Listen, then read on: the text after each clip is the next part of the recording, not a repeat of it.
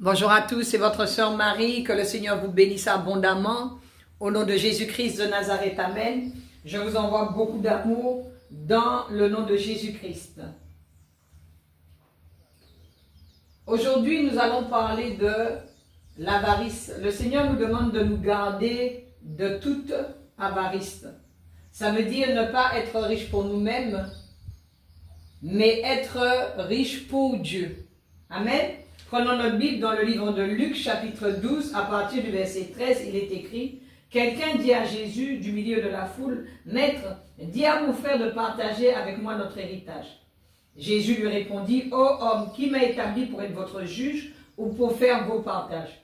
Puis il leur dit « Gardez-vous avec soin de toute avarice, car la vie d'un homme ne dépend pas de ses biens, fût-il dans l'abondance. » Et il leur dit cette parabole. Les terres d'un homme riche avaient beaucoup rapporté, et il raisonnait en lui-même, disant, « Que ferai-je, car je n'ai pas de place pour serrer ma récolte?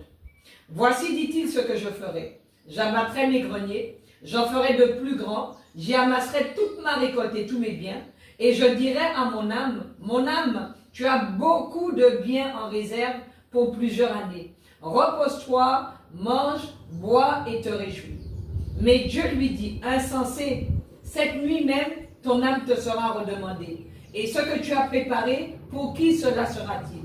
Il en est ainsi de celui qui amasse des trésors pour lui-même et qui n'est pas riche pour Dieu. » Amen. Faire l'acquisition de richesses et de gains terrestres,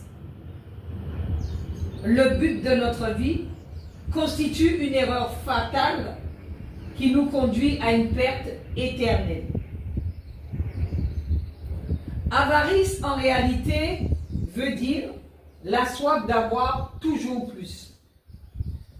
Et nous voyons que, effectivement, c'est ce qui pousse les gens à se comparer, à être dans la compétition, parce qu'ils veulent toujours avoir plus. Ils veulent avoir plus de voitures, plus d'argent, plus de maisons, une plus grande église, plus de fidèles. Ils se comparent, ils sont en rivalité, ils sont en compétition. Ils veulent toujours avoir plus. Amen. La convoitise n'a rien à voir avec le fait de pourvoir à ses propres besoins et à ceux de sa famille. Tout en cherchant à satisfaire nos besoins, nous devons être riches pour Dieu en cherchant d'abord son royaume et sa justice. Amen.